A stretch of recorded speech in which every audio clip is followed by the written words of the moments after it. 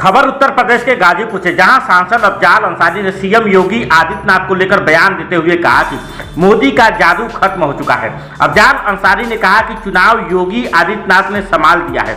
उन्होंने कहा कि वो बनारस से सटी तीनों सीटें हार गए। उन्होंने कहा कि अंतिम चरण में योगी आदित्यनाथ के प्रयास से मोदी जी बनारस जीते।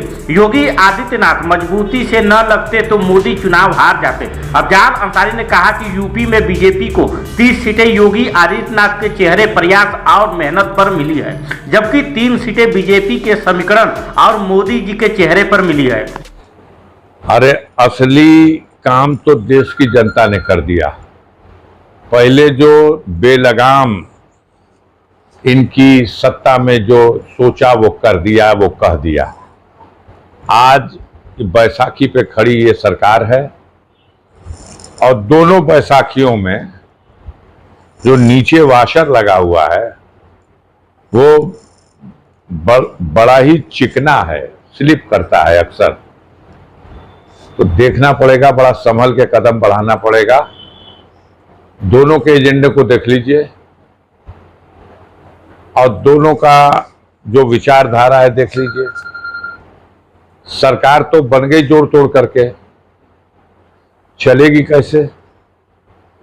देश की जनता के सामने जो समस्या है, बेरोजगारी की सबसे बड़ी समस्या, उसका समाधान क्या करेगी सरकार?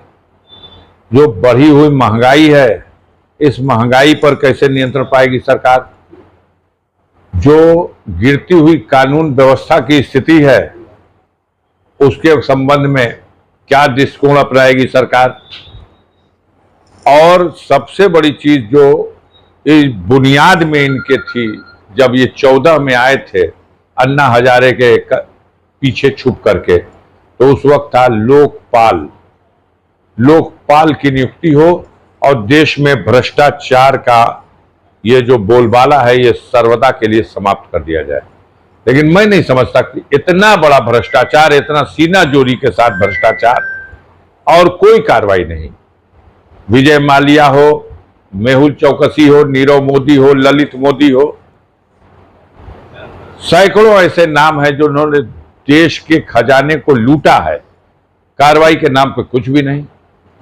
सरकार ने तो हद कर दिया। अरबपतियों का 16 लाख करोड़ रुपया माफ किया और गरीबों पर अगर 6 महीने के बिजली का बकाया है तो वहां कनेक्शन काटने के लिए अमीन खड़ा हो गया। यह जो दोहरी नीति है जिसकी वजह से आज गरीब और मध्यम वर्ग का आदमी अपने बच्चों को पढ़ा नहीं सकता। अब कोई सपने में भी नहीं सोच सकता कि हम अपने बच्चों को मेडिकल की शिक्षा दिला लेंगे। 1 करोड़ से भी ज्यादा अगर उसके मन में सपना आ जाए कि हम अपने बेटे को MBBS बना दें, तो 1 करोड़ से ज्यादा का तो फीस लग जाएगी। कोई गरीब आदमी अपने आप को, अपनी हैसियत को बेच भी देगा तो संभव नहीं है। सर, मोदी की गवर्नमेंट ने, सर मोदी जी ने मंत्रिमंडल के साथ शपथ ली है, तमाम ऐसे चेहरे भी शामिल हैं मंत्री पद के रूप में जिन्होंने चुनाव ही नहीं लड़ा। हाँ, तमाम ऐसे चेहरे शामिल हैं जिन्होंने चुनाव नहीं लड़ा और तमाम ऐसे चेहरों को दरकिनार कर दिया गया है जो चुनाव बड़ी बड़ी हस्तियों के खिलाफ लड़े और पार्टी की सेवा भी बहुत दिलो जान से किए और आज उनका वक्त खराब हो गया। स्मृति ईरानी बेचारी 2014 में हारी थी तो कैबिनेट मंत्री बना दी गई थी, मानव संसाधन मंत्रालय जिसको दिया गया। आज वो चुनाव भी राहुल गांधी के नहीं, वो कांग्रेस पार्टी के किसी नेता के विरुद्ध, और वो चुनाव हार गई तो आज उसको मंत्री पद से हटा दिया गया।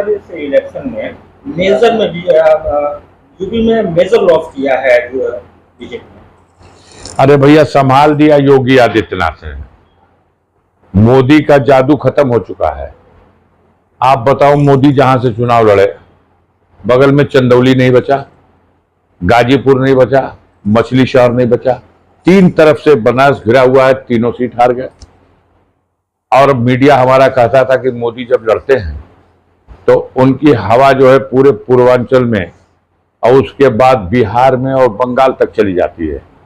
लेकिन वो तो अंतिम चरण में योगी आदित्यनाथ ने बनारस में आकर के एकदम खूंटा गाड़ करके इस बात का प्रयास कर दिया और अपने लोगों को तेज किया कि किसी भी सूरत से मोदी जी को जिता देना है।